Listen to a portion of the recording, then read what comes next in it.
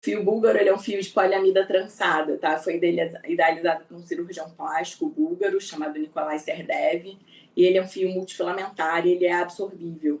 Ele é absorvível num período aí de 4 a 5 anos, tá? E a gente precisa, né, de agulhas e cânulas mais específicas para fazer os procedimentos com ele. Ele é um fio interessante, né? Mas é uma técnica que, apesar de ter surgido aí já tem em torno de 20 anos, acho que até, né, pela questão aí do evoluir das técnicas, né, acabou não ficando tão difundida assim, pelo menos aqui no Brasil.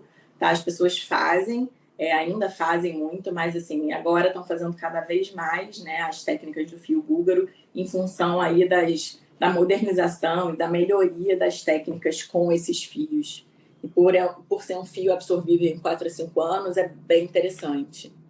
Né? Os fios de ouro que eu estou aqui citando, porque são fios que o paciente fala muito, né? Isso está muito guardado na cabeça do paciente. Lá no início, há 4 anos atrás, quando eu comecei a fazer, quando eu falava de colocar fio, de indicar fio para o meu paciente, ele já vinha assim, mas é fio de ouro eu tenho medo, fio de ouro eu não quero, né? O que é o fio de ouro, na verdade? Né? Não é uma correntinha de pescoço que a gente coloca na cara do paciente, né? Ele é um fio de nylon ou um fio de seda banhado a ouro, tá? Porque o nylon ou a seda, né, eles só teriam a capacidade aí da gente costurar, da gente aproximar as estruturas, né, e diminuir a distância entre as estruturas, que mais para frente eu vou falar com vocês, é a técnica do lifting temporal, tá? A gente aproximar as estruturas cutâneas e musculares e de tecido celular subcutâneo, tá? Só que eles não tinham a capacidade de fazer bioestímulo. E aí sim, né, o banho de ouro, para esse banho de ouro fazer uma reação inflamatória dentro da pele do paciente, né, principalmente ali no tecido celular subcutâneo, e ter a capacidade de neocolagênese, tá?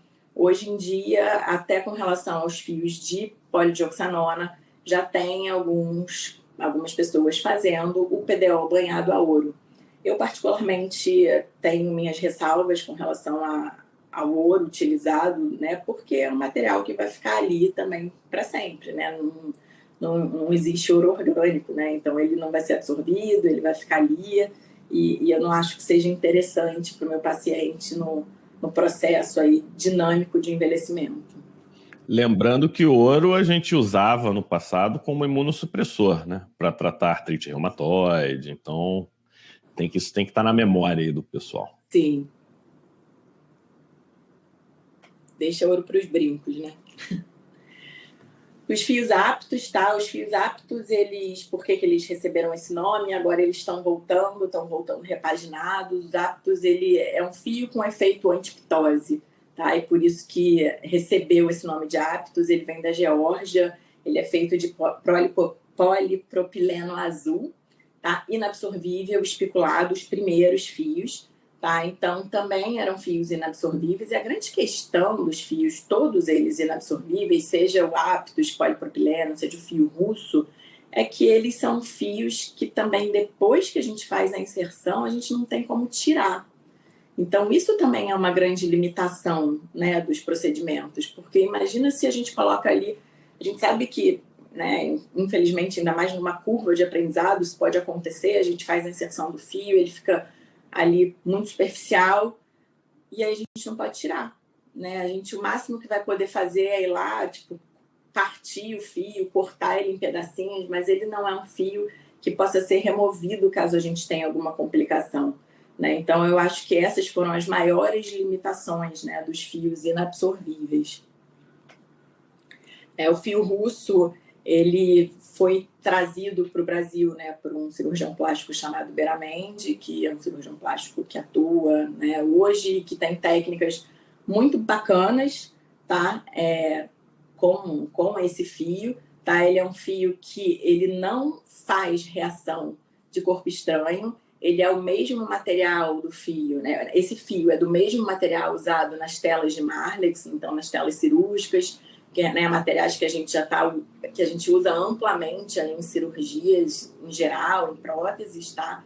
Então ele é um material seguro com relação à reação de corpo estranho, sim, mas ele continua sendo um material inflexível e inabsorvível, e que se a gente tem complicação de inserção, complicação de técnica, tá? Também nem o doutor Beramente remove, tá? Então, isso é uma super limitação do procedimento, tá? Um procedimento que eu já vi alguns pós, né, que pode a gente vê alguns pós lindíssimos, tá? Mas, como todo material que a gente insere, que fica ali inerte na face do paciente, ao longo do processo de envelhecimento, aquele material invariavelmente vai ficar aparente, tá? Então, eu já tive uma paciente no meu consultório que não foi o doutor Beramente que colocou o fio dela, foi até a irmã, que é uma cirurgiã plástica, e a paciente é minha, a gente estava fazendo outros tratamentos, e ela se queixava sempre de uma espinha, segundo ela, né? Ela falava, tem essa espinha aqui, que é uma espinha eterna, não sai, não sai.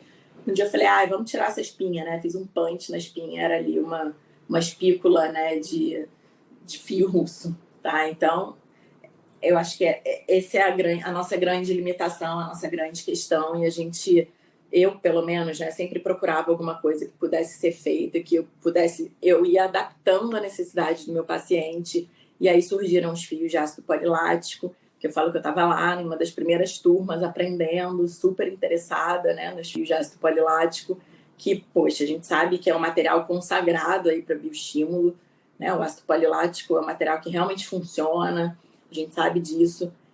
Para mim, né, a minha experiência com esse fio em questão, eu acho que foi uma experiência de médica do terceiro mundo, que recebe o material com um custo altíssimo, tá? Então, eu não tenho dúvidas, né, de que se eu pudesse pegar um paciente e colocar 10 fios de ácido polilático de cada lado da face, eu teria resultados incríveis, né? Mas eu acho que essa não é a realidade da maioria dos consultórios médicos aqui no Brasil, tá? Eu acho que isso sim fica um custo altíssimo e um custo que o paciente vai realmente pesar se vale a pena, tá? E a maioria dos pacientes assim, que eu fiz, né, e acabei usando menos fios porque não tinha essa possibilidade, né, ainda mais alguns anos atrás, no início da minha carreira, eu não achei que tiveram um bom custo-benefício, tá?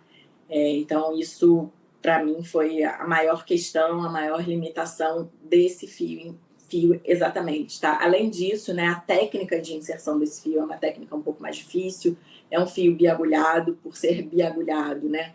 A gente acaba tendo mais riscos de pegar planos mais profundos, e na face a gente pegar planos mais profundos, abaixo dos mais, a gente tem mais risco de pegar áreas aí de estruturas nobres, de vasos importantes, nervos importantes, tá?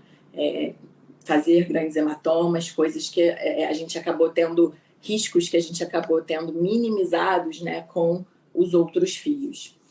Depois surgiram esses fios, que são fios de polidioxanona, caprolactona e ácido polilático, tá? Então, se a gente parar para pensar, né, são fios que fazem muito bioestímulo, tá? Eles têm todos esses 3 materiais na composição deles, tá? São também fios biagulhados, então isso tem um pouco também, fala aí de novo da limitação técnica, né? São fios que têm uma técnica de inserção um pouco mais complicada, um pouco mais difícil, um pouco mais demorada para ser feita no consultório, tá? Mas que, sem dúvida, também são fios de materiais consagrados aí para estímulo de colágeno. Tá, e aí, com, né, a chegada dos fios de polidioxanona canulados, eu acho que a nossa capacidade técnica, a nossa curva de aprendizado, né, teve um incremento aí, a gente começou a conseguir fazer procedimentos com mais segurança, tá? E com resultados tão bonitos quanto, às vezes até mais bonitos do que resultados que a gente tinha com os fios biagulhados.